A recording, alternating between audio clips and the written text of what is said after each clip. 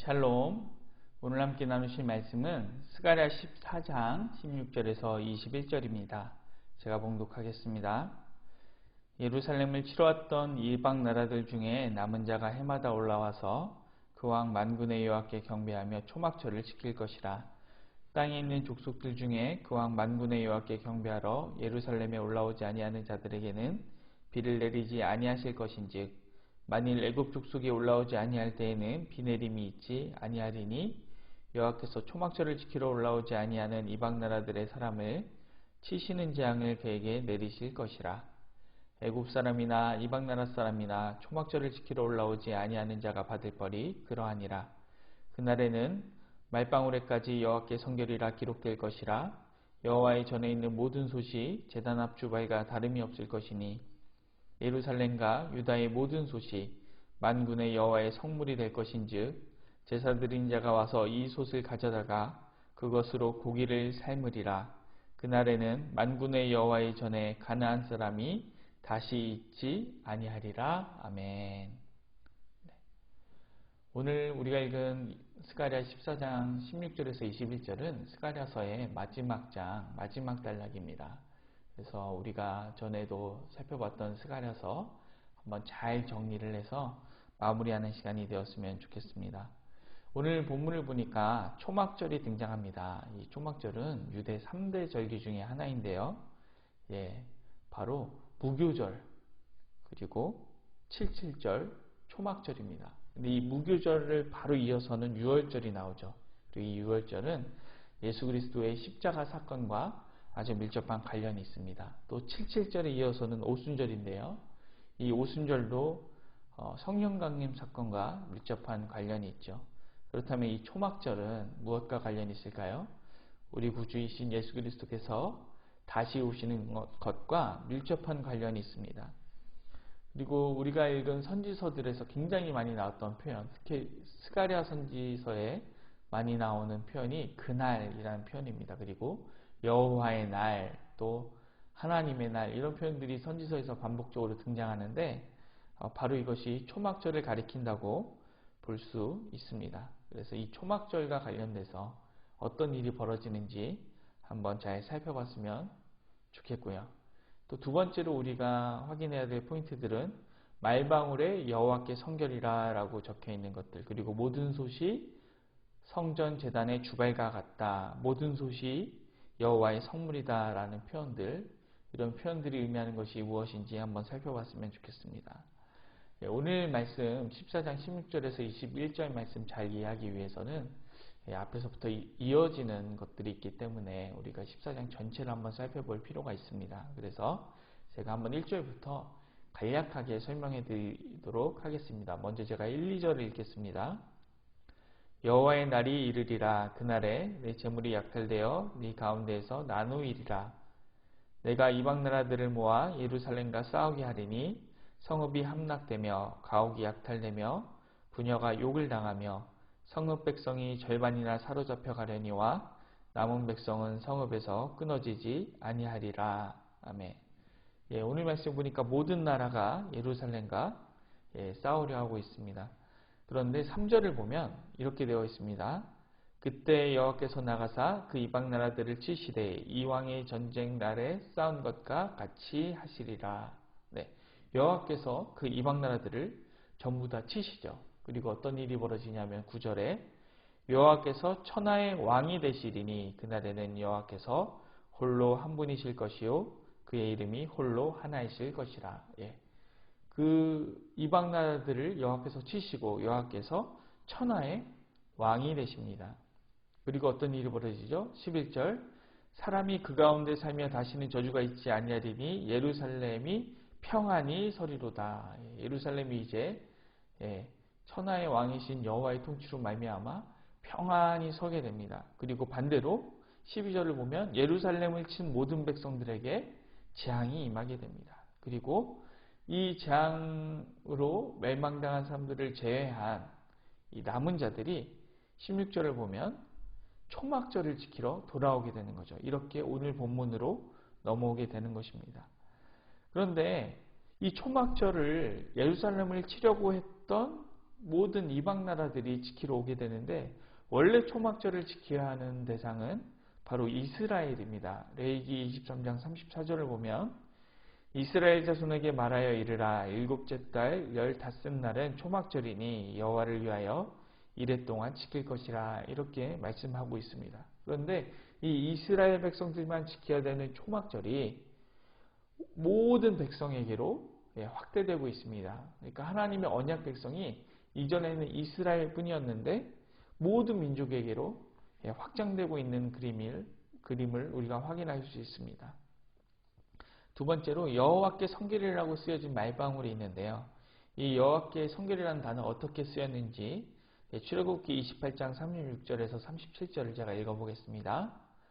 너는 또 순금으로 패를 만들어 도장을 새기는 법으로 그 위에 새기되 여호와께 성결이라 하고 그 패를 청색끈으로 관 위에 매되 곧 관 전면에 있게 하라.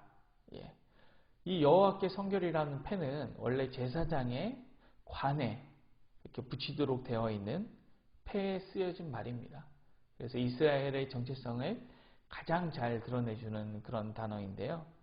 그것을 어디까지 달게 되냐면 원래 여호와께 성결이라는 이 단어를 제사장의 관, 오직 제사장에게만 쓸 수 있는데 심지어 말 방울에게까지 달게 되는 것을 우리가 볼 수 있습니다. 그리고 성전에서 사용되는 모든 물건들, 특별히 솥이 이제 성물이 될 것이다. 제단 앞 주발과 같을 것이다. 이렇게 말씀하고 있는데요. 출애굽기 40장 9절을 제가 읽어보겠습니다. 또 관유를 가져다가 성막과 그 안에 있는 모든 것에 발라 그것과 그 모든 기구를 거룩하게 하라. 그것이 거룩하리라. 그러니까 사실은 솥이라는 것은 일반 가정에서도 쓰고 또 제사할 때 그 고기를 삶을 때 이 성막이나 성전 안에서도 쓰죠. 그러면 솔직히 이 솥이라는 게 무엇이 다릅니까? 똑같은 겁니다. 가정집에서 쓰이는 솥과 이 성막이나 성전 안에서 쓰이는 솥은 똑같습니다. 그런데 관유를 발라서 여호와 하나님께 드릴 때 그것이 거룩해지는 것이죠. 그런데 이제 그냥 일반 가정집에도 있는 모든 솥이 여호와의 제단 앞에 쓰이는 솥과 똑같은 솥이 되는 겁니다. 그리고 마지막으로 이제 더 이상 가나안 사람이 존재하지 않을 것이다. 이렇게 이야기를 하는데요. 원래 이스라엘 백성들이 사는 땅을 우리가 가나안 땅이라고 하죠. 이스라엘 백성들이 출애굽을 통해서 약속의 땅 가나안으로 들어왔을 때 그곳에 이미 가나안 사람들이 살고 있었습니다. 하나님께서는 이 가나안 사람들을 모두 쫓아내라고 말씀하셨지만 이스라엘 백성들은 그렇게 하지 못했고 늘 이 가나안 사람들과 함께 살았습니다. 그런데 이제는 더 이상 가나안 사람이 존재하지 않는다는 건 무슨 의미입니까?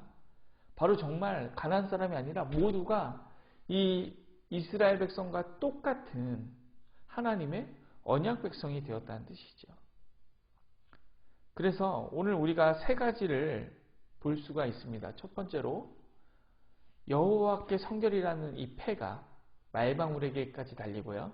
모든 솥이 성전의 성물과 같이 되고 그리고 가나안 사람이 더 이상 존재하지 않게 됩니다. 그런데 여러분 이런 것들을 의미하는 바가 무엇이냐면 이 모든 민족이 모든 물건이 이 세상의 모든 만물이 온전히 여호와께 바쳐진 것이 된다라는 뜻을 의미합니다.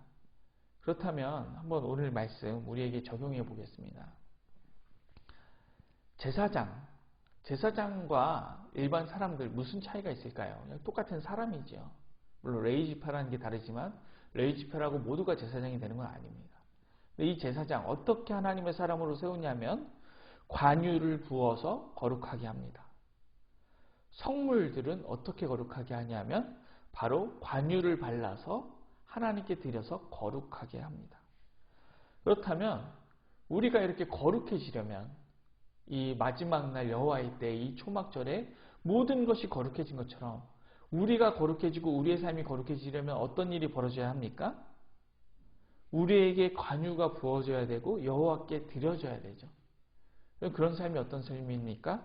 바로 우리가 성령의 기름 부음을 받고 성령으로 말미암아 중생하여서 새롭게 태어나서 우리의 삶을 여호와 하나님께 드리는 삶, 그 삶이 바로 아마 오늘 이 스가랴 14장 16절에서 21절 이 초막절을 중심으로 나오는 그런 삶이 아닐까 생각하게 됩니다. 그래서 오늘 이 시간 함께 기도하실 때 하나님, 우리의 삶을 하나님께 온전히 올려드리게 하여 주시옵소서. 성령의 기름을 우리에게 부어주시고 정말 우리가 하나님을 온전히 의지할 수 있도록 역사하여 주시옵소서.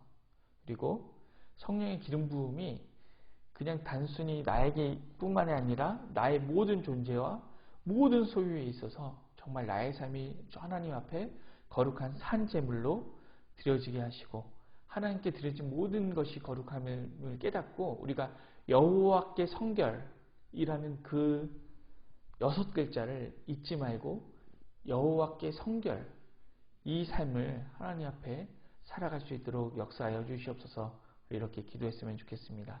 제가 잠시 기도하겠습니다.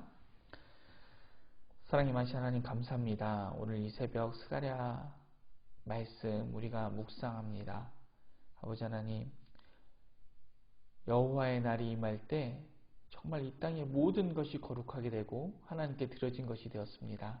하나님, 마지막 날을 사모하며 사는 우리들의 삶이 이처럼 성령의 기름 부음을 받아서 하나님 앞에 드려지고 정말 거룩한 하나님의 소유가 될 수 있도록 역사하여 주시옵소서. 감사를 드리며 예수님의 이름으로 기도드립니다. 오늘 함께 나누실 도고기도 제목은 우리 신생아부와 영아 유치부를 위하여 기도하겠습니다. 부서를 섬기는 모든 분들을 위해서 그리고 부서 아이들을 위해서 함께 기도하시고 또 오늘 하루 각자의 기도 제목을 가지고 또 오늘 받은 은혜를 가지고 또 나라와 민족을 위하여 이웃을 위하여 기도하고 오늘 하루도 평안한 삶 되시기를 소망합니다.